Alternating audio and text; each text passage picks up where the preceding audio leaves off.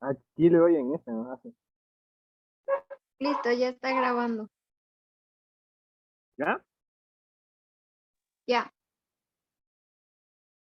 Hola, buenas tardes, bueno, buenas noches, compañeros. Estamos el siguiente equipo en pasar a exponer. Está conformado por la compañera Berenice, la compañera Selene y aquí su servidor. A nosotros nos tocó hablarles acerca de trastornos del desarrollo psicológico basado en el CIE-10, que comprenden del F80 al F89.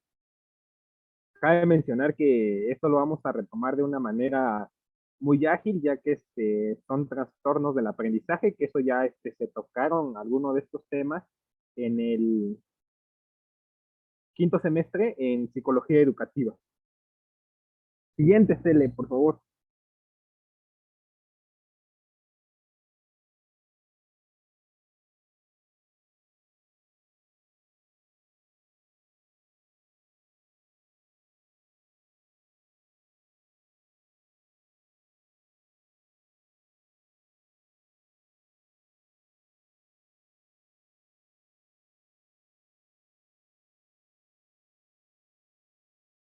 ¿Puedes pasar a la siguiente, Selene? Sí, voy. Dale. Entonces, aquí nosotros podemos ver una pequeña tabla comparativa acerca de cómo podemos encontrar nosotros en los dos grandes manuales de la clasificación de enfermedades de lo que es el CIE-10. En el CIE-10 lo podemos encontrar trastorno del desarrollo psicológico, que comprende el del F80 al F89. Dentro del manual del DSM-5, lo podemos encontrar como los trastornos del neurodesarrollo. Y aquí, conforme vayamos avanzando, vamos a presentarle cada una de los trastornos que nos aparecen en el CIE-10, ya que estos son un poquito más fáciles de entender. Siguiente.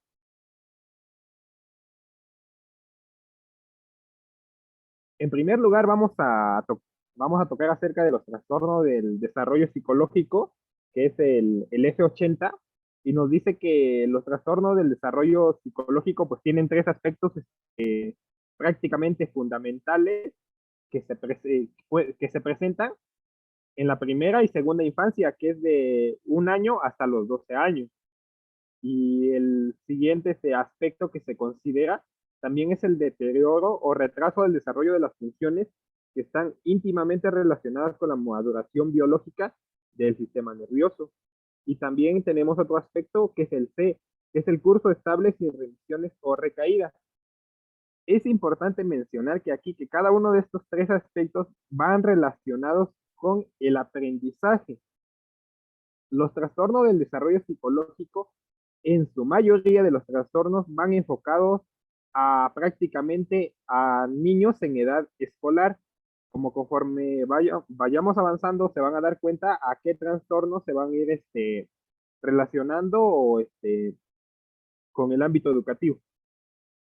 Y también nos dice que en la mayoría de los casos las funciones afectadas pues son el lenguaje, el rendimiento escolar, el rendimiento de las funciones visoespaciales o de coordinación de movimiento.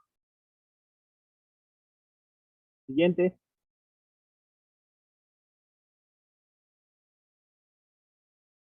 Como el primer trastorno que tenemos es el F80, que nos dice trastornos específicos del habla y del lenguaje.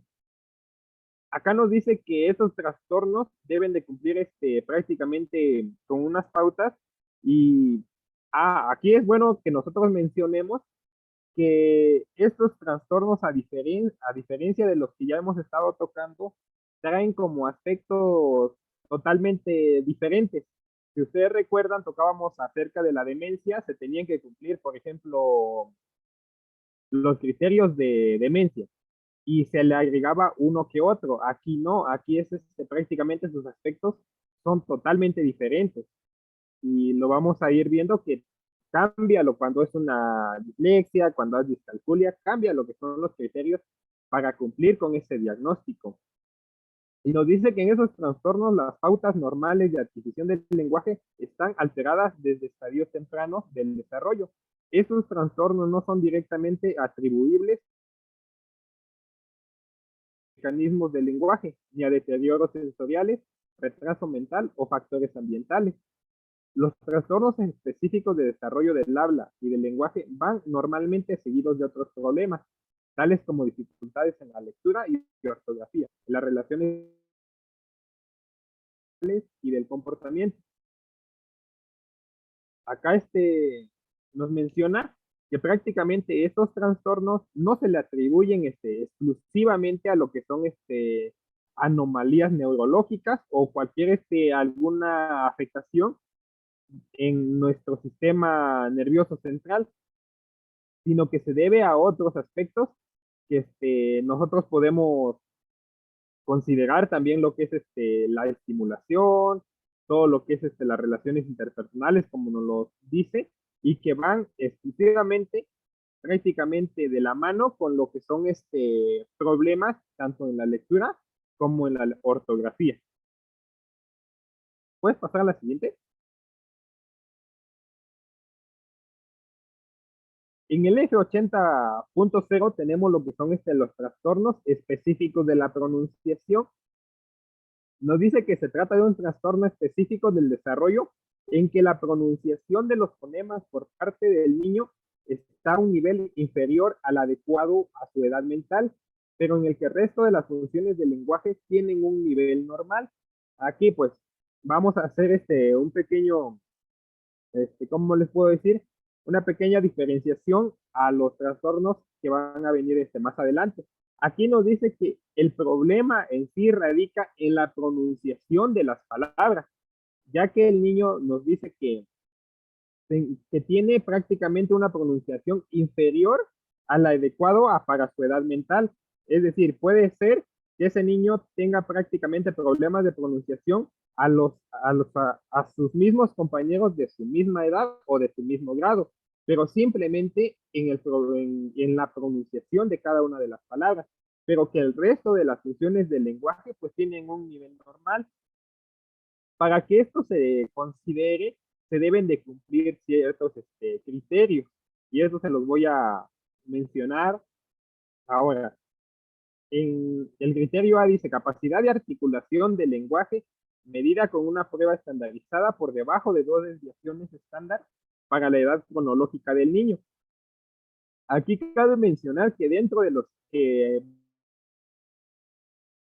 psicología para corroborar con esos trastornos, que son cada una de las pruebas psicométricas, ya sean proyectivas o prácticamente para medir lo que es el intelecto o el coeficiente intelectual del niño. Entonces, por esa razón nos dice que prácticamente se aplica una prueba estandarizada, pero que esto está presente cuando se encuentra por debajo de 2 desviaciones estándar para la edad cronológica del niño. También tiene que cumplir con un criterio B, que es la capacidad de articulación de al menos una desviación estándar por debajo del coeficiente intelectual no verbal medido con una prueba estandarizada. También tenemos otro inciso que es el C, expresión y comprensión del lenguaje medida en un test estandarizado dentro del rango de 2 desviaciones estándar para la edad del niño. El inciso D, ausencia de déficits neurológicos, sensoriales o somáticos que afectan directamente a la pronunciación. Hay que recordar en esta parte que en el F80 nos decía que este tipo de trastornos no son meramente o no se encuentran prácticamente ligadas a una afectación dentro del cerebro, alguna parte que va vinculada a lo que es el habla, a lo que son el razonamiento, porque ahí ya caería en otro trastorno que más adelante nosotros lo vamos a tocar. También nos dice que existe criterio de exclusión usado con mayor frecuencia, el CI no verbal por debajo de 70, medido en una prueba estandarizada. Aquí cabe mencionar que el inciso E prácticamente se utiliza cuando existe la posibilidad de que nuestro niño tenga un CI verbal debajo de los 70, medido en una prueba estandarizada. Con esto quiere decir que si el niño tiene una puntuación de 69, este trastorno ya no aplica, porque posiblemente ya sea un retraso mental. La siguiente, Selene, en el F80.1 tenemos a los trastornos de la expresión del lenguaje y nos dice que es un trastorno específico del desarrollo en que la capacidad del niño para la expresión del lenguaje oral es marcadamente inferior al nivel adecuado de su edad mental, pero en el que la comprensión del lenguaje está dentro de los límites normales. Puede haber o no alteraciones en la pronunciación. Entonces acá nos dice que aquí ya el problema ya no es en la pronunciación, sino que en la forma de que nosotros, bueno, de la que el niño expresa cada una de sus palabras de manera verbal. Es decir, puede ser que se hable y hable, pero el problema es que nosotros no podamos entender el contenido o lo que nos quiere decir lo que es este niño. Y acá dice que puede haber tanto problemas en la pronunciación o no lo puede haber. Y se tienen que cumplir ciertos criterios, que puede ser capacidad de expresión por debajo de 2 desviaciones estándar para la edad cronológica del niño. Como les vuelvo a recalcar, aquí se pueden, bueno, aquí para, digamos, para corroborar lo que es nuestro diagnóstico, pues nos vamos a basar también de la recopilación o de la interpretación que nosotros obtengamos de los resultados de los test que ya aplicamos anteriormente. También nos maneja otro criterio que es la capacidad de expresión del lenguaje de al menos una desviación estándar por debajo del coeficiente intelectual no verbal medido con una prueba estandarizada.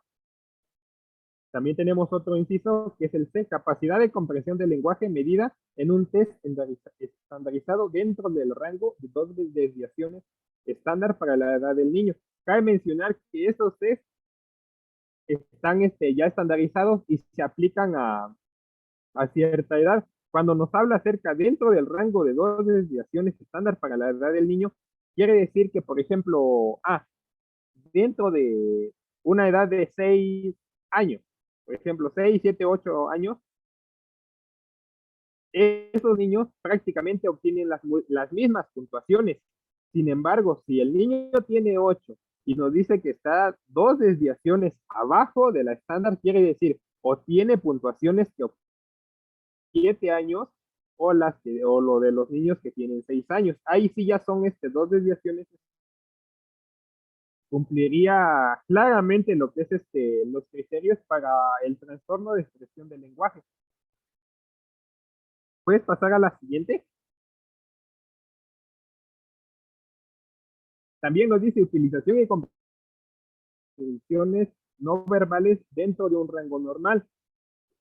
Ausencia de déficit neurológicos sensoriales o somáticos que afecten directamente a la expresión del lenguaje o de un trastorno generalizado del desarrollo.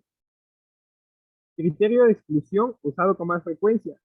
CI no verbal inferior a 70 medido con una prueba estandarizada. Aquí nosotros nos damos cuenta que este criterio, si se cumple con este criterio, con el criterio F, que se obtenga un CI inferior a 70, se excluye lo que es el diagnóstico. Entonces ya no, este diagnóstico ya no aplicaría. ¿Puedes pasar a la siguiente? F80.2 es el siguiente trastorno del lenguaje, de la comprensión del lenguaje. Nos dice que se trata de un trastorno específico del desarrollo en el que la comprensión del lenguaje por parte del niño es inferior al nivel adecuado a su edad mental. Prácticamente en todos los casos existe, además, un deterioro notable de la expresión del lenguaje y son frecuentes las alteraciones en la pronunciación. Este trastorno se denomina trastorno mixto de la comprensión y expresión. Entonces acá, nosotros aquí ya podemos darnos cuenta que cumple tanto con los criterios del F80.00 y cumple también con el F80.1, porque ya cumple con los criterios tanto de la comprensión y la expresión. Y para que este diagnóstico aplique, se tiene que dar las siguientes características. Capacidad de comprensión del lenguaje medida con una prueba estandarizada por debajo de 2 desviaciones estándar para la edad cronológica del niño. Entonces, como si nosotros nos vamos dando cuenta, pues simplemente esto nosotros lo vamos a obtener por medio de pruebas psicométricas. El siguiente es la capacidad de comprensión de al menos una desviación estándar por debajo del 6 no verbal medido con una prueba estandarizada. El C, ausencia de déficits neurológicos, sensoriales o somáticos que afectan directamente la comprensión del lenguaje o de un trastorno generalizado del desarrollo F84. Aquí hay que, como les vuelvo a mencionar, que si existe una alteración en el cerebro o dentro de las funciones de que corresponden tanto al lenguaje o al razonamiento o pensamiento, ya no aplica este diagnóstico. Y el criterio de exclusión también, si el niño obtiene un coeficiente intelectual no verbal inferior a 70, que puede ser 68 hasta 69, pues ya cambia completamente el diagnóstico, ya no sería un F80.2. Eso lo vamos a ver más adelante, dentro de donde ya cabe ese diagnóstico cuando se obtiene un CI por debajo de 70. ¿Puedes pasar a la siguiente?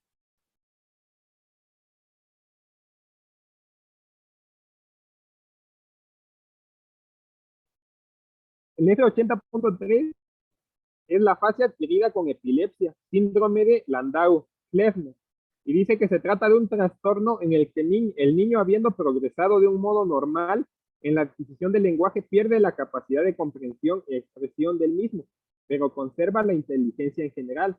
La aparición del trastorno se acompaña de anomalías paroxísticas en el electroencefalograma y en la mayoría de los casos también de ataques epilépticos.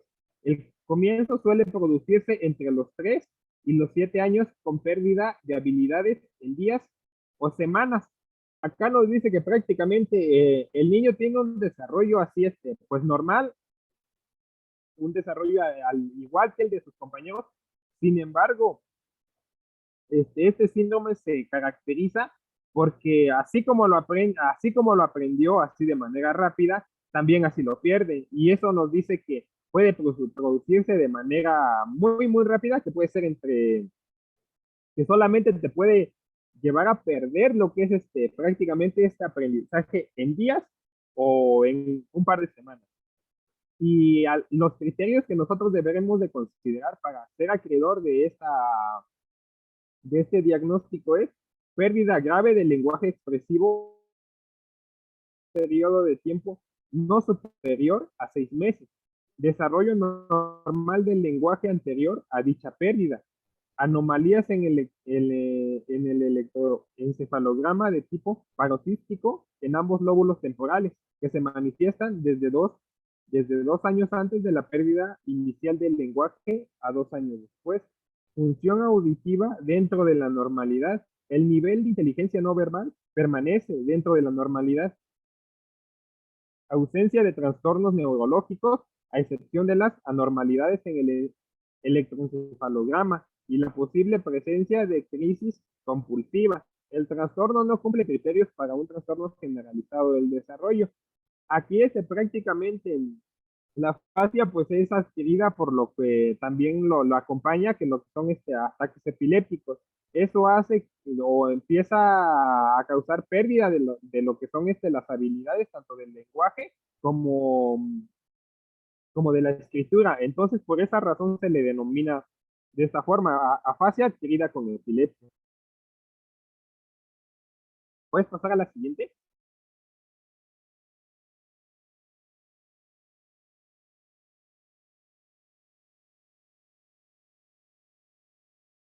Aquí pues ya vamos a entrar en otros trastornos, que es el F80.8, otros trastornos del desarrollo del habla y del lenguaje. F80.8, trastorno del especificado. Esta categoría debe evitarse en lo posible y ser reservada en los que exista alguna alteración significativa en el desarrollo del lenguaje y el habla, que no puede ser explicada por un retraso mental o por alteraciones neurológicas, sensoriales o somáticas que afectan directamente al habla o al lenguaje. Entonces, prácticamente nosotros, como hemos estado viendo que de los trastornos del F80, F80.0, F80.02, cumplen con ciertos criterios. Sin embargo, dentro de estos dos, del F80.8 y del F80.9, ya no existen lo que es prácticamente, se desconoce el porqué o las razones del por qué se lleva a cabo, digamos, o por qué se presentan este tipo de trastornos. Y por esa razón se les denomina otros trastornos del desarrollo del lenguaje no especificado. ¿Puedes pasar a la siguiente? Entonces, aquí, pues como vamos viendo, si ustedes se dan cuenta, prácticamente hemos estado hablando acerca de trastornos del lenguaje, de la expresión, de la comprensión. Sin embargo, estos trastornos son considerados como los trastornos específicos del desarrollo del aprendizaje escolar. ¿Por qué? Porque comprenden una edad en escolar o bien entra a la primaria. Entonces, por esa razón, el F81 se encarga de prácticamente de los que se pueden presentar dentro de edad escolar. Es lo que nosotros vamos a estar viendo durante las siguientes diapositivas. El F81 son los trastornos específicos del desarrollo del aprendizaje escolar.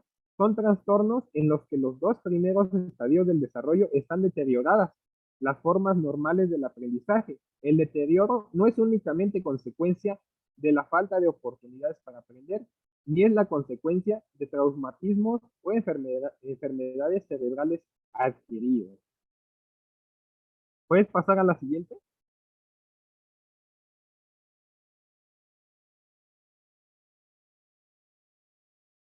Y como le decía anteriormente, estos trastornos lo vamos a ver de una manera muy rápida, más rápida que las anteriores, ya que estos ya los vimos en psicología educativa 2 y el F81.0 es el trastorno específico de la lectura, que a lo que nosotros comúnmente le llamamos lo que es la dislexia. Y dice, la característica principal de este trastorno es un déficit específico y significativo del desarrollo de la capacidad de leer, que no se explica por el nivel intelectual, por problemas de agudeza visual o por una escolarización inadecuada. Pueden estar afectadas la capacidad de comprensión de lectura, el reconocimiento de palabras leídas, la capacidad de leer en voz alta y el rendimiento de actividades que requieren leer. Los trastornos específicos de la lectura suelen estar precedidos de una historia de trastornos en el desarrollo del habla y del lenguaje. Entonces, como ustedes saben, este trastorno pues prácticamente va muy enfocado dentro de lo que es la lectura. Este trastorno principalmente pues va enfocado dentro de la comprensión de lo que se lee, de la lectura y también acerca de la comprensión de problemas de que más adelante nosotros vamos a ver dentro de lo que son la discalculia. Cabe mencionar que este tipo de trastornos por lo regular se 6% o hasta el 15% de la población en edad escolar, de preescolar y primaria. Para que este trastorno, para que nosotros podamos dar este diagnóstico se debe presentar lo siguiente. Debe estar presente rendimiento en las pruebas de precisión o comprensión de la lectura de por lo menos 2 desviaciones típicas por debajo del nivel esperable en función de la edad cronológica del niño y su nivel de inteligencia. Tanto la capacidad para la lectura como el coeficiente intelectual debe ser evaluados mediante una prueba individual estandarizada para la cultura y el sistema educativo del niño. Es necesario que esta prueba cumpla con las características digamos,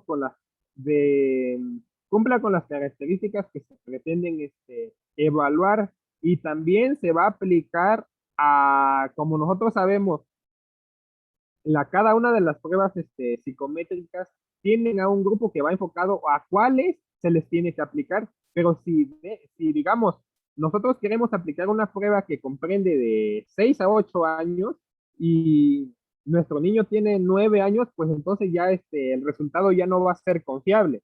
Entonces, por esa razón, es necesario que nosotros apliquemos pruebas que vayan acorde al sistema educativo del niño, niveles de socioeconómico, por supuesto. También el segundo son antecedentes de graves dificultades para la lectura o bien de puntuaciones bajas. Era el criterio A, una edad más temprana y además una puntuación en las pruebas de ortografía por lo menos dos desviaciones típicas por debajo del nivel esperable, por la edad cronológica y los conocimientos generales del niño. Es importante mencionar que los trastornos específicos de la lectura son prácticamente todo lo que es la dislexia. ¿Puedes pasar a la siguiente? También debe cumplir alteración descrita en el criterio A. Interfiere significativamente con los resultados académicos y con las actividades diarias que requieren de la lectura. El trastorno no es debido directamente a un defecto visual o auditivo, a un trastorno neurológico. Aquí como al igual que los trastornos del lenguaje, dice que no necesariamente debe de estar presente lo que es un trastorno neurológico o algún daño cerebral, sino que se debe a otras, ¿cómo le puedo decir? Se debe a diferentes circunstancias. Dentro de esto también entra lo que es la estimulación temprana, todo lo que es el desarrollo de cada una de las etapas del niño. La escolarización ha sido normal. Entonces quiere decir que pues, el niño por lo regular pues asiste a la escuela al igual que todos sus compañeros, sin embargo, él ha tenido complicaciones al momento de darle lectura a un texto o incluso hasta aprender lo que es las letras. Y el criterio de exclusión para este trastorno es cuando el niño tiene un coeficiente debajo del 70 en una prueba estandarizada. Y pues bueno, aquí lo más importante es que nosotros podamos identificar ese trastorno. Aquí nos los maneja como el F84, 84.1, entonces, no, F84.0, entonces es necesario que nosotros, cuando nosotros lo llevamos al ámbito educativo, lo conocemos comúnmente como dislexia, pero ya cuando lo tocamos dentro del manual del CIE-10, nos aparece la clave que anteriormente les mencioné. ¿Puedes pasar a la siguiente? Aquí nos pasamos con el eje 81.1, que es el trastorno específico de la ortografía. Aquí el CIE-10 nos lo maneja como uno, pero el educativo lo conocemos como la disgrafía. Entonces, este trastorno, al igual que lo que es la dislexia, son demasiado frecuentes y incluso la disgrafía se, se da prácticamente un poquito más que en la dislexia. Este abarca del 10 hasta el 18% de la población en edad escolar, de preescolares y nos damos cuenta que esto es un poquito más, bueno, tiene un poquito más de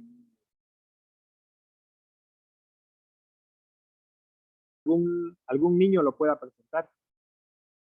Y nos dice que se trata de un trastorno cuya característica principal es un déficit específico y significativo del dominio de la ortografía, en ausencia de antecedentes de un trastorno específico de la lectura, y que no es explicable por un nivel intelectual bajo, por problemas de agudeza visual o por una escolarización inadecuada. ¿Qué quiere decir con esto? Que tener un nivel de intelectual bajo o problemas de la vista o por una escolarización inadecuada no son motivos para justificar ese trastorno. sino también dice que están afectadas tanto la capacidad para deletrear como la capacidad de escribir correctamente. Retraso específico de la ortografía sin trastorno de la lectura. Para que se cumpla este diagnóstico se debe cumplir los siguientes criterios. Obtener una puntuación mediante una prueba estandarizada de ortografía que está por lo menos 2 desviaciones típicas por debajo del nivel esperable, de acuerdo con la edad cronológica del niño y su nivel de inteligencia. El B, rendimiento en la precisión de la lectura, comprensión y cálculo dentro de límites normales, más o menos 2 desviaciones típicas con respecto a la media. Entonces, como nos vamos dando cuenta que ya la dislexia es lo de la lectura. Lo que es el trastorno específico de la ortografía, pues es la disgrafía. Puedes pasar a la siguiente.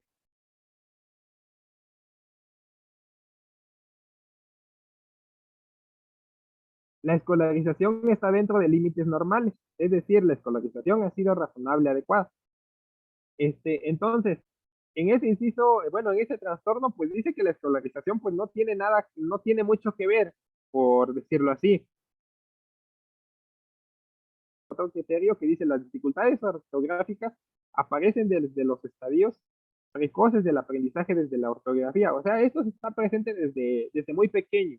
O sea, tú te vas dando cuenta y esto es un poquito, bueno, estuve trabajando dentro de lo que es una institución, dentro de una escuela, y es fácil poder detectar cuando un alumno sufre de dislexia o disgrafía, porque tienen un rendimiento dentro de lo que es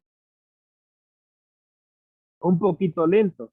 Entonces tú te das cuenta que estás, por más que le prestas más tiempo, materiales y cualquier otra herramienta de trabajo, simplemente no avanzan como sus compañeros. Sin embargo, tú le prestas atención a otro niño y tú ves que si ellos avanzan. Entonces sí es un poquito más fácil como que estos son un poquito más obvios de detectar. Y también dice, la alteración descrita en el criterio A interfiere significativamente con los resultados académicos y las actividades diarias que requieren el uso de la ortografía. Y el criterio de exclusión nos dice que se excluye si se obtiene un CI de menos 70 o abajo de 70 en una prueba estandarizada. ¿Puedes pasar a la siguiente? El F81.2, que es el trastorno específico del cálculo. En el ámbito educativo, se le conoce como lo que es la discalculia. Y esto es un poquito más, ¿cómo les puedo decir? Este no está tan presente ya que comprende del 6% a el 10% de la población en edad escolar, de preescolares y primarios. Y nos dice que se trata de un trastorno caracterizado por una alteración específica de la capacidad de aprendizaje de la aritmética, no explicable por un retraso mental generalizado o por una escolarización inadecuada. Esto quiere decir que estos no son motivos fundamentales para que se presente este trastorno. Y nos dice que el trastorno afecta el aprendizaje de los conocimientos aritméticos básicos, de adición, sustracción, multiplicación y división. Quiere decir suma, resta, multiplicación y división, que son las operaciones básicas. Más que a los conocimientos matemáticos más abstractos del álgebra, trigonometría o geometría. También aquí dentro del trastorno específico del cálculo, en muchas ocasiones se ve acompañado por lo que es la, la dislexia. Bueno, cierta parte de la dislexia por la no comprensión de lo que se está leyendo. Porque nosotros sabemos que para realizar lo que es un problema matemático primero, tenemos que leer, posteriormente comprender lo que se está leyendo para poder saber qué es lo que se va a hacer. Y en muchas ocasiones, por más que bueno, por más que lo lee una y otra vez, simplemente no va a saber qué hacer. pero en este trastorno va específicamente a las matemáticas, que son las operaciones básicas. Y para que se dé este criterio, bueno, este diagnóstico se tiene que considerar los siguientes aspectos: que se obtenga una puntuación mediante una prueba estandarizada de cálculo que está por lo menos dos desviaciones típicas por debajo del nivel esperable de acuerdo con la edad cronológica del niño y su nivel de inteligencia. Pero hay que recordar que esto, si se llega a un diagnóstico de retraso mental, pues ese trastorno ya no aplica. Y nos dice unos rendimientos en precisión de la lectura, comprensión y cálculo dentro de límites normales, más menos dos desviaciones típicas respecto a la media. C. No existen antecedentes de problemas ortográficos o de lecturas significativos. ¿Puedes pasar a la siguiente? D. La escolarización ha sido normal. Entonces, si nosotros nos damos cuenta que pues el niño así esté de la misma manera que sus demás compañeros, se le brinda la misma atención,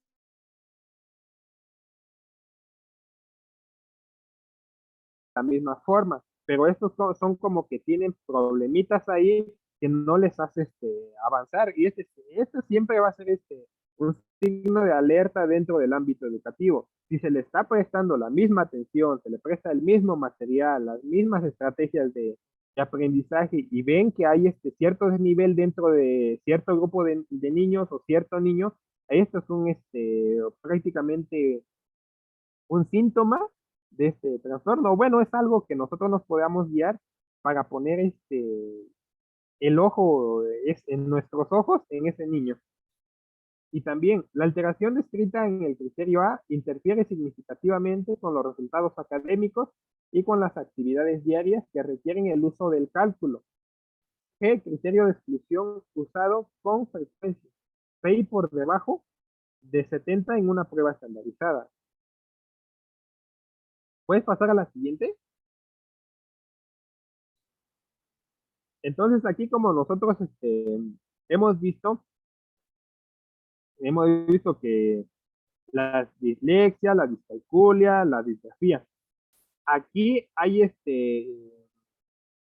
pasa algo, bueno, esto no lo sabía y es algo nuevo para mí. Bueno, aquí nos habla acerca de trastorno mixto del aprendizaje escolar, y dice: se trata de una categoría residual de trastornos en la que tanto la capacidad de cálculo como la ortografía están significativamente alterados, pero en la que el trastorno no puede explicarse solamente en términos de un retraso mental generalizado o una escolarización inadecuada. Debe emplearse para trastornos que cumplan los criterios de F81.2, F81.0 o F81.1. Entonces, aquí el trastorno mixto del aprendizaje escolar dice que tanto tiene o sea, sufre de disgrafía. A eso nosotros le vamos a llamar trastorno mixto del aprendizaje escolar. Aquí dentro del ámbito bueno, aquí de lo que yo tengo conocimiento hasta hoy día, es que cuando tiene problemas de lectura y de escritura, se le nombra como disortografía. Pero aquí también, bueno, en esta parte simplemente son esas dos partes de lectura y escritura. Sin embargo, en el trastorno mixto del aprendizaje escolar también incluye a lo que es la discalculia, que son estos problemas matemáticos. Entonces, en este tipo de trastornos van exclusivamente en el ámbito escolar o están más presentes porque es en donde son más visibles en ese tipo de escenarios dentro de la escuela y dentro de la casa. Y eso, el trastorno mixto del aprendizaje, pues su clave es el 9F81.3. El F81.8, otros trastornos del desarrollo del aprendizaje escolar. El F81.9, otros trastornos del desarrollo del aprendizaje escolar. Y dice: estas categorías posible y ser usada únicamente para trastornos sin especificar cuáles hay una acusada dificultad del aprendizaje que no puede atribuirse a retraso mental, problema de agudeza visual o una escolaridad inadecuada. Aquí es importante ya dejar en claro de que tanto cada una de estas Cada uno de estos trastornos no se le atribuye exclusivamente o algún problema de agudeza visual o alguna anomalía dentro de lo que es el sistema, dentro de nuestro sistema nervioso, a una escolaridad inadecuada, sino que esto se debe a otros factores, pero que de alguna u otra manera están ligados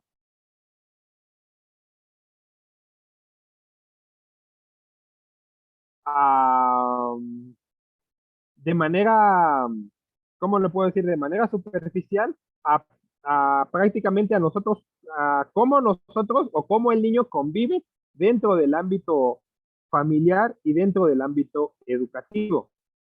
Entonces, estos son los trastornos de los cuales yo les pude estar hablando.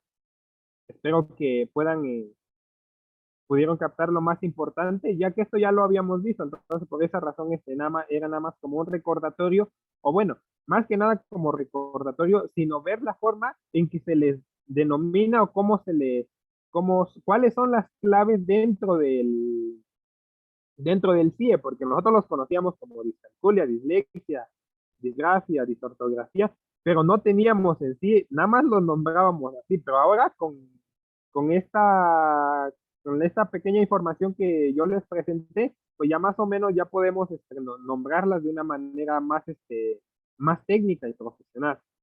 Y pues bueno, eso sería de mi parte. Más adelante le vamos a hacer llegar unos videos que van a complementar.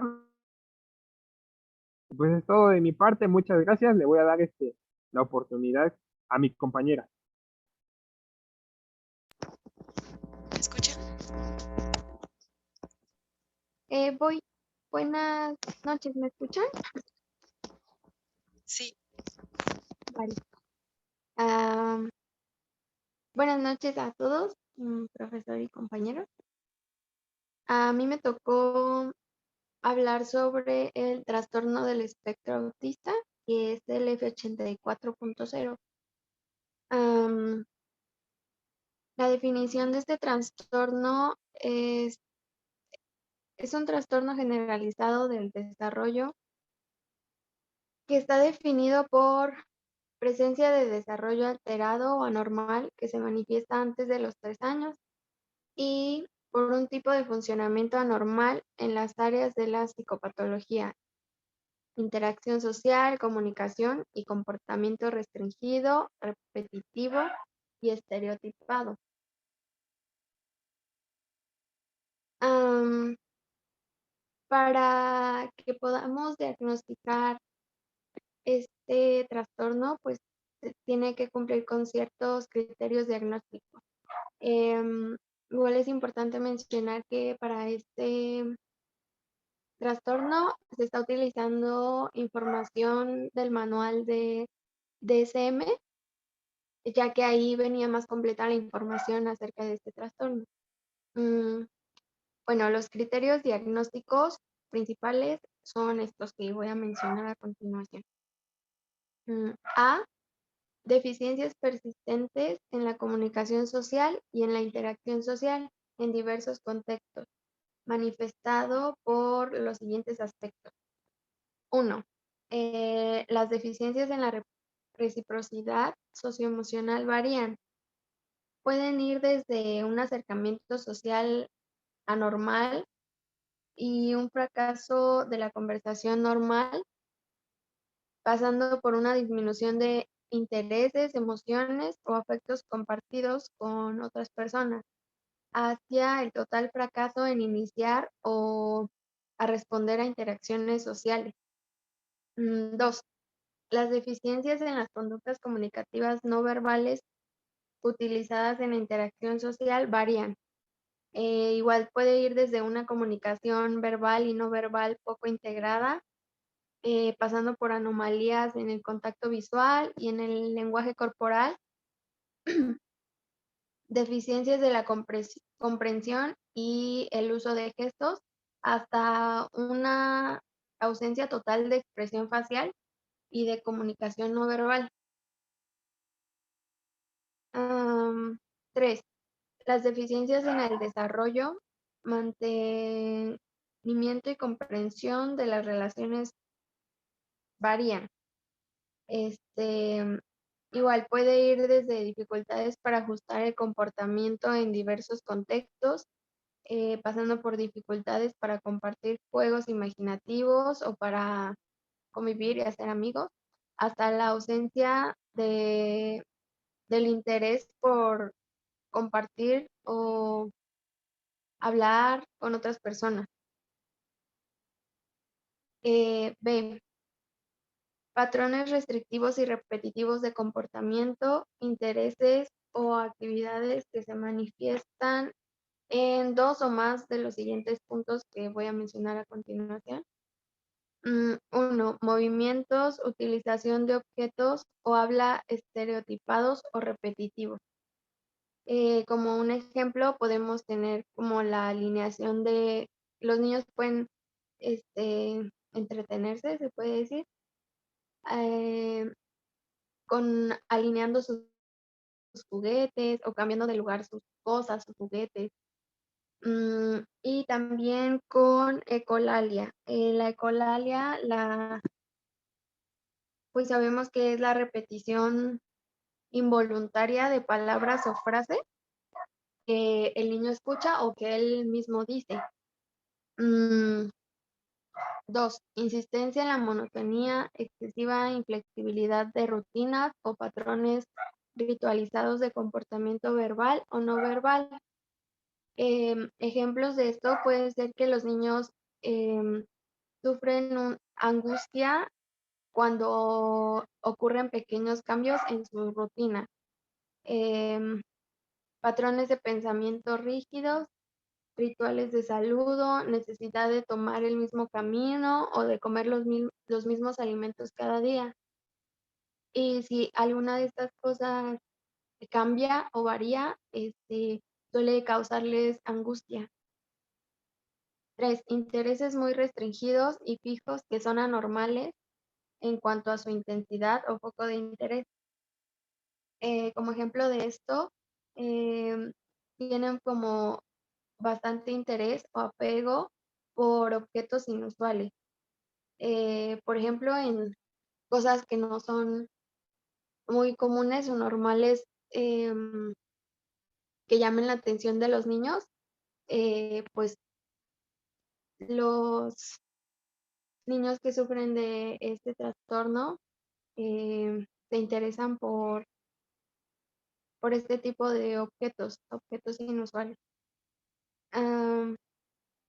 4. Hiper o hiporreactividad, que como hiporreactividad entendemos a la falta de reacción ante los estímulos, y la hiperreactividad son como respuestas muy efusivas o explosivas o de evitación también.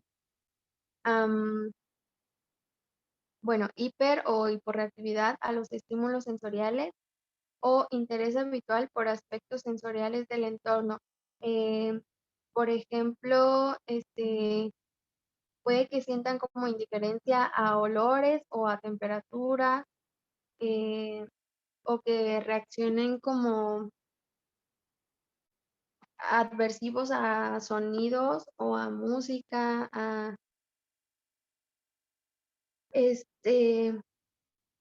palpitación excesiva de los objetos, fascinación visual por las luces o por el movimiento. C.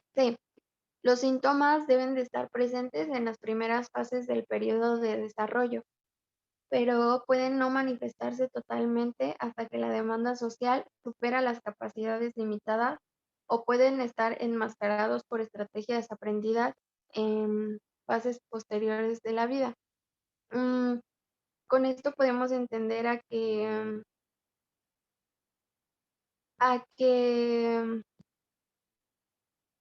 a veces pues todos estos síntomas deben estar presentes desde desde los primeros años del niño, pero a veces se esconden o es difícil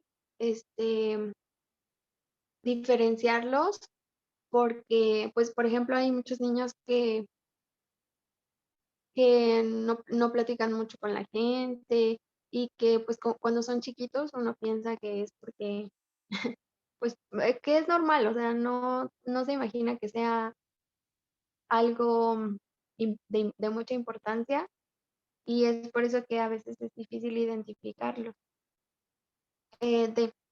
Los síntomas causan un deterioro clínicamente significativo en lo social, laboral u otras áreas importantes del funcionamiento habitual. Eh, a esto lo entendemos porque, pues, todos estos síntomas, estos aspectos, alteran, no permiten, por ejemplo, el aprendizaje de muchas cosas, ya que como los niños no pueden entablar relaciones con nadie, el aprendizaje es difícil y debe ser especializado. La discapacidad intelectual y el trastorno del espectro autista con frecuencia coinciden. Para hacer diagnósticos de comorbilidades de un trastorno del espectro autista y discapacidad intelectual, la comunicación social ha de estar por debajo de lo previsto para el nivel general del desarrollo. Aquí nos dice que pues el aspecto diferencial más importante pues va a ser la comunicación social, el cómo se desenvuelvan el niño en su ámbito social, eso es lo que va a diferenciar la discapacidad intelectual del trastorno del espectro autista. Todos estos aspectos que mencioné, criterios de diagnóstico, pues su nivel de gravedad varía. Para esto tenemos una tablita de niveles de gravedad. Tenemos el grado 1, que es necesita ayuda, el grado 2 necesita ayuda notable y el grado 3 necesita ayuda muy notable. En el grado 1, en la comunicación social, nos dice que sin ayuda, las deficiencias de la comunicación causan problemas importantes. Por ejemplo, dificultad para iniciar interacciones sociales. Puede parecer que tienen poco interés en la interacción social. Por ejemplo, una persona que es capaz de hablar con frases completas y establece una comunicación, se podría decir normal, pero esta conversación en momentos falla y tienen como dificultad de hacer amigos y de generar relaciones con los demás. En el comportamiento, la inflexibilidad del comportamiento causa una interferencia significativa con el funcionamiento en uno o más contextos. Dificultad para alternar actividades. Los problemas de organización y de planificación dificultan la autonomía. Pues como ya habíamos visto que algunos de los criterios iban de que los niños se enfocan mucho por ejemplo, ¿cómo se dice? En enumerar, o en, ajá, en enumerar sus juguetes, o como en ese tipo de cosas, pues enfocan su atención y su concentración en una sola cosa. Entonces, eso dificulta que realicen varias actividades, por ejemplo, al mismo tiempo y que puedan ser su organización también y la planificación. En el grado 2, en la comunicación social, em, existen deficiencias notables en las aptitudes de comunicación social, verbal y no verbal. Problemas sociales obvios, incluso con ayuda, inicio limitado de interacciones sociales y respuestas reducidas o anormales a la apertura social de otras personas. Por ejemplo, una persona que emite frases sencillas, cuya interacción se limita a intereses especiales muy concretos y que tiene una comunicación no verbal muy excéntrica. En el comportamiento, la inflexibilidad del comportamiento, la dificultad para hacer frente a los cambios y los otros comportamientos restringidos repetitivos resultan con frecuencia evidentes. Para el observador casual, interfieren con el funcionamiento en diversos contextos, ansiedad y o dificultad para cambiar el foco de la acción. En los criterios diagnósticos igual ya habíamos explicado esa parte, que habíamos mencionado que cuando a los niños se les cambia una rutina o algún objeto de un lugar o algo que ya ellos tienen muy establecido, eso les provoca ansiedad. Y entonces en el grado 2, esta ansiedad ya es bastante evidente, o sea, ya es muy notoria. En el grado 3, las deficiencias graves de las aptitudes de comunicación social, verbal y no verbal causan alteraciones graves del funcionamiento, un inicio muy limitado de interacciones sociales y una respuesta mínima a la apertura social de las otras personas. Como un ejemplo, una persona con pocas palabras inteligibles, que raramente inicia una interacción y que cuando lo hace utiliza estrategias inhabituales para cumplir solamente con lo necesario y que únicamente responde a las aproximaciones sociales muy directas. Pues en este grado podemos ver que pues aquí el niño ya no es capaz de establecer ninguna conversación, ningún contacto directo con alguna persona y que solamente si llega a responder a algún llamado de otra persona es solamente con señas, se puede decir, muy directa. Y en el comportamiento, la inflexibilidad del comportamiento, la extrema dificultad para hacer frente a los cambios y los otros comportamientos restringidos repetitivos interfieren notablemente con el funcionamiento en todos los ámbitos. Ansiedad intensa, dificultad para cambiar el foco de la acción. Aquí es prácticamente como el grado 2, pero aquí ya nos menciona que la ansiedad que provocan los cambios, para el niño ya es muy intensa.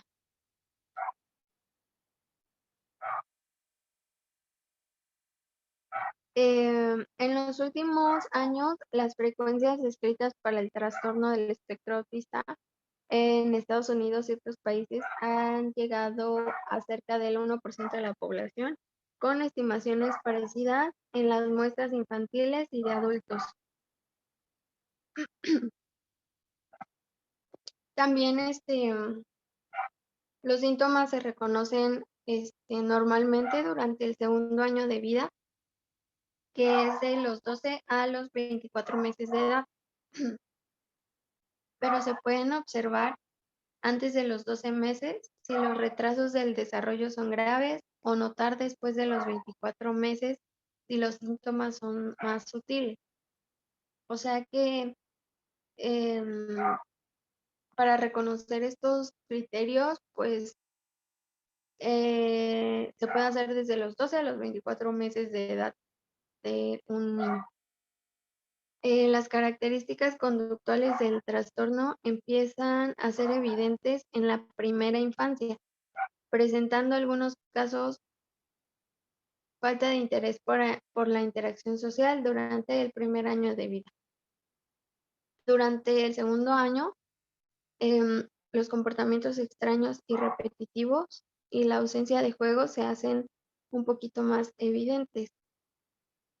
Como muchos niños pequeños de desarrollo normal tienen fuertes preferencias y les gusta la repetición, puede ser difícil distinguir los comportamientos restringidos y repetitivos típicos del trastorno. Igual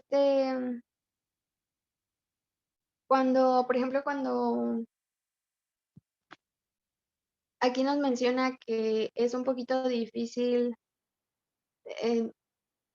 identificar estos comportamientos, ya que pues los niños cuando son pequeños casi siempre empiezan a tener como pues, cosas favoritas, o sea, empiezan a experimentar cosas nuevas, lo que les gusta, no lo quieren dejar de hacer. Por ejemplo, un niño que le ponen una caricatura nueva y quieren ver esa caricatura todos los días o la misma película todos los días, o prueban algo nuevo que les gusta y lo quieren comer diario. Es por eso que este punto es un poquito difícil de identificar, pero para la distinción uno se tiene que basar en la frecuencia y en la intensidad de este comportamiento.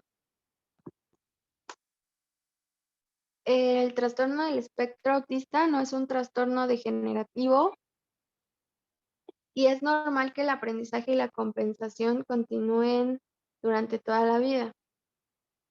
Se refiere a que este trastorno no va de menos a más, o sea, no tiene un deterioro conforme el tiempo. Y nos menciona que es normal que el aprendizaje continúe durante la vida, ya que después de ser diagnosticado, con ayuda de una educación especial, se puede dar el aprendizaje. Una pequeña proporción de individuos se deteriora conductualmente durante la adolescencia, mientras que la mayoría mejora. Esto nos dice que la mayoría de los casos del espectro autista tienen mejoría. Solamente una minoría de individuos, el trastorno vive y trabaja independientemente en la edad adulta. Los individuos con un nivel menor de deterioro pueden ser capaces de funcionar independientemente. Esto nos dice que igual hay posibilidad de que una persona con el trastorno del espectro autista pueda ser una persona funcional e independiente, pero todo esto solamente si su nivel de, si su nivel de deterioro es bajo. También nos menciona que hay casos en donde han llegado pacientes adultos a, a querer realizar como prueba para saber si padecen del trastorno del espectro autista. Y, y igual nos menciona que esto solamente se puede comprobar si el mismo paciente o algún familiar o alguna persona que lo haya conocido cuando era un niño, pueda mencionar que en efecto tenía dificultad para socializar, para mantener relaciones con otras personas, para ser amigos. Y en los factores de riesgo y de pronóstico encontramos los ambientales y los genéticos y fisiológicos. En el ámbito ambiental existen diversos factores de riesgo inespecíficos, como puede ser la edad avanzada de los padres y el bajo peso al nacer o la exposición fetal al valproato. El factor genético y fisiológico, las estimaciones de la heredabilidad varían entre el 37 y más del 90%. Esto nos dice que sí puede ser un factor hereditario. Actualmente, hasta el 15% de los casos de trastorno del espectro autista parece asociarse a una mutación genética conocida, siendo muchas las variantes de novo de número de copias y las mutaciones de novo en genes específicos. Y de mi parte, eso sería todo con respecto al trastorno del espectro autista. Muchas gracias.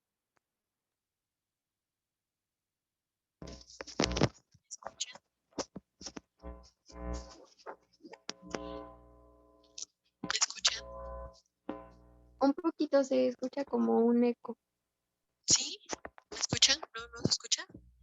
Ya se escucha mejor. Ok, ¿puedes pasar a la siguiente, por favor? A la siguiente, por favor. Ok, la discapacidad intelectual eh, consiste en limitaciones significativas en el funcionamiento intelectual, limitaciones en dos o más áreas de habilidades adaptativas y esta se manifiesta antes de los 18 años. ¿Puedes darle la siguiente, por favor?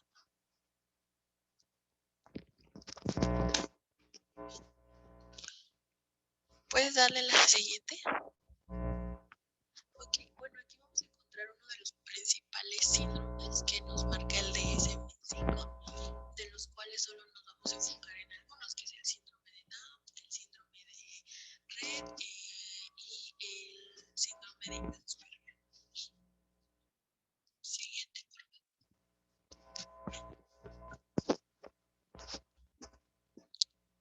Ok, el síndrome de Rett, es una causa de discapacidad intelectual en mujeres. Esta se presenta por una alteración en genes maestros en el cromosoma X. Es una enfermedad que abarca que ataca de una de 10 o 12 niñas nacidas. Bueno, se va a presentar principalmente en mujeres. Se va a manifestar entre los 6 y 18 meses. Este es un trastorno del neurodesarrollo grave, neurodesarrollo degenerativo. Discapacidad intelectual severa, puede presentar regresión en funciones motóricas y lingüísticas. ¿Puedes darle la siguiente, por favor? Este síndrome, el diagnóstico se basa en la observación clínica de los síntomas y los signos durante el crecimiento y el desarrollo temprano del niño.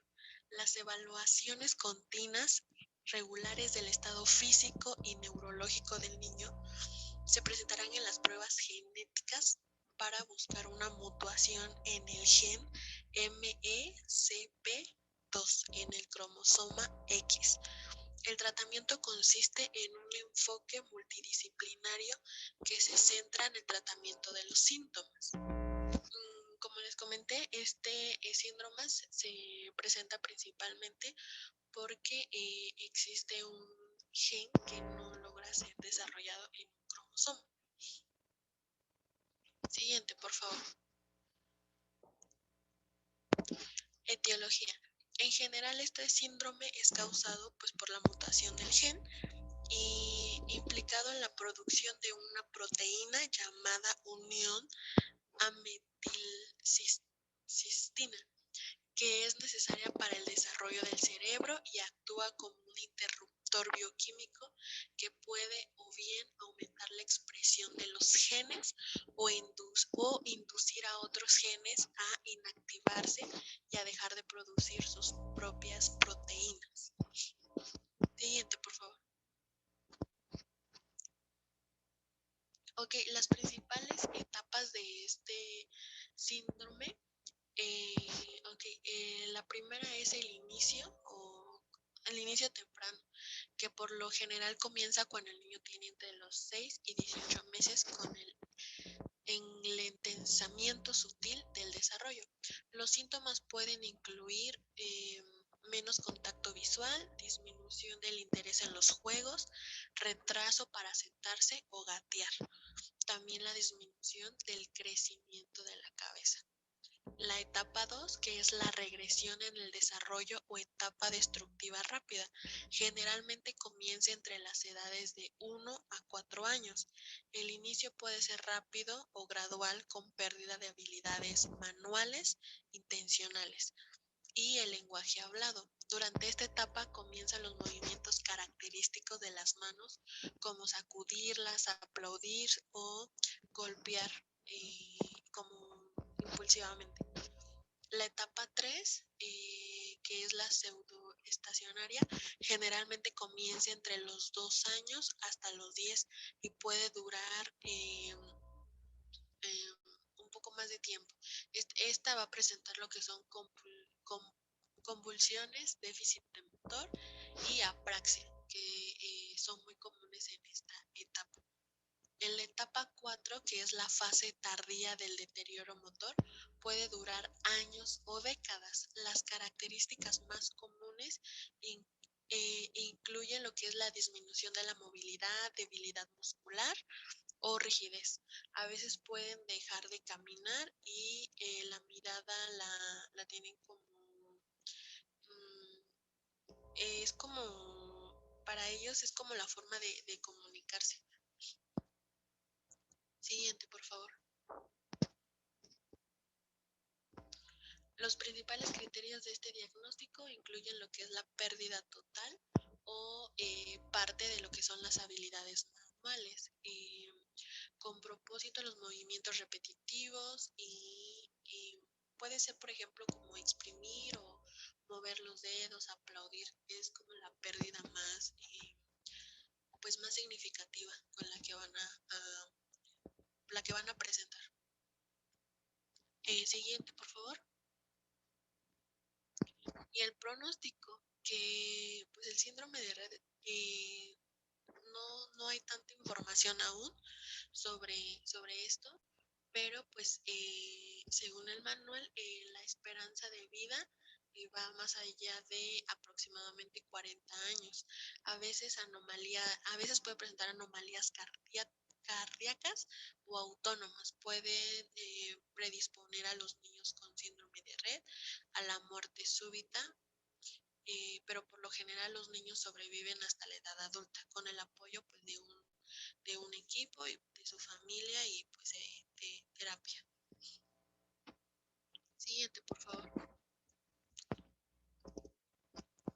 Ok, ahora vamos a hablar de lo que es el síndrome de Asperger. Este síndrome se va a definir como un trastorno neurobiológico caracterizado por la presencia de dificultades en las habilidades sociales y el uso del lenguaje con fines comunicativos. Este es mucho más frecuente que el autismo y más o menos tiene una prevalencia de 3.6 por 1000 niños de edad. Y este síndrome se observa con más frecuencia en niños que en niñas, a comparación del síndrome de Rett, que ese se presenta más en niñas que en los niños. Siguiente, por favor. Bueno, de este síndrome se desconoce mucha información, solo existe un estudio que más o menos en 99 familias existe lo que es un afectado por este síndrome. Y, ok, siguiente, por favor.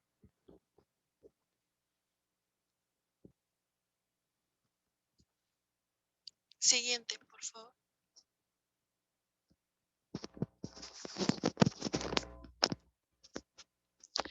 Ok, el síndrome de Asperger los niños con este síndrome van a presentar un aspecto normal.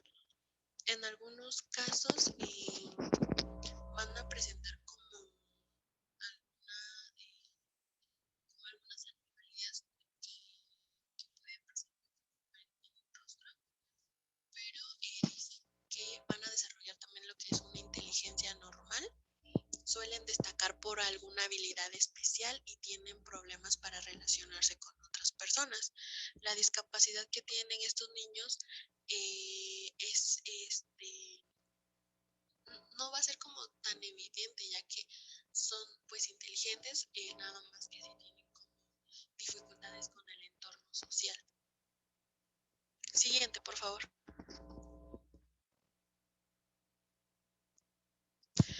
Ok, no sé si en algún momento, yo creo que la mayoría vimos lo que fue la serie de la teoría del Big Bang y pues ubicamos a Sheldon Cooper. Él se caracteriza se caracterizó, llegaron muchos a pensar que él padecía este síndrome. ya que eso explicaría lo que es su intolerancia a sonidos agudos o inesperados, las confusiones por tocar 3 veces la puerta y decir el nombre de la persona que está adentro y a su vez hacerlo 3 veces, sus estrictas rutinas diarias, dificultad para socializar y aparente indiferencia. Emocionalmente por los demás es como muy indiferente y pues tenía como una forma muy literal de expresarse. Era como que tenía una forma de bromear como en doble sentido o sarcasmo. Entonces él es como una prueba o un referente de este síndrome. Siguiente, por favor. Ok, sus características principales son que tienen mejores relaciones con adultos que con los niños o las niñas de su misma edad. No les gusta el contacto con otras personas, prefieren jugar solos, no toleran la frustración, no sienten empatía hacia los demás, son muy sinceros y interpretan literalmente todo lo que se les dice. Y su sentido de humor pues es muy diferente, como les comentaba, pueden ser muy sarcásticos o muy bromistas, pero pues su humor es como muy, no sé, como un poco oscuro. Siguiente, por favor. Y pues se ha llegado a confundir lo que es el síndrome de Asperger con el autismo. El autismo, a diferencia del síndrome, este se manifiesta de forma evidente durante los 3 primeros años de vida del niño. Sin embargo, el síndrome de Asperger no es tan evidente, puesto que la capacidad intelectual de un niño con Asperger puede ser superior a la media. Los niños con autismo tienen problemas con el lenguaje, sin embargo, los que padecen síndrome de Asperger tienen un gran vocabulario y hablan perfectamente. En cuanto al movimiento, los niños con autismo suelen mover las manos como en un aleteo o balancearse. Y los niños con Asperger no tienen esos problemas, pero pueden tener falta de coordinación. Entonces, estas serían como algunas diferencias, porque pues en algún momento se llega a confundir entre estos dos síndromes, pero sí son muy diferentes. Y pues por, por el momento pues, sería todo. Eran como 2 temas un poco cortos y como había comentado mi compañero, ya creo que en algún momento todos ya vimos estos temas, entonces nada más era como para complementar otro poco más. No sé si alguno de mis compañeros tenga algún comentario o alguna pregunta.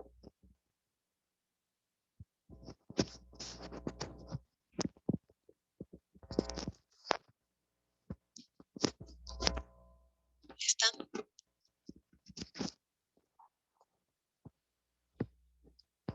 Pues no, creo que por nuestra parte fue todo con esta familia de trastornos y esperamos que hayan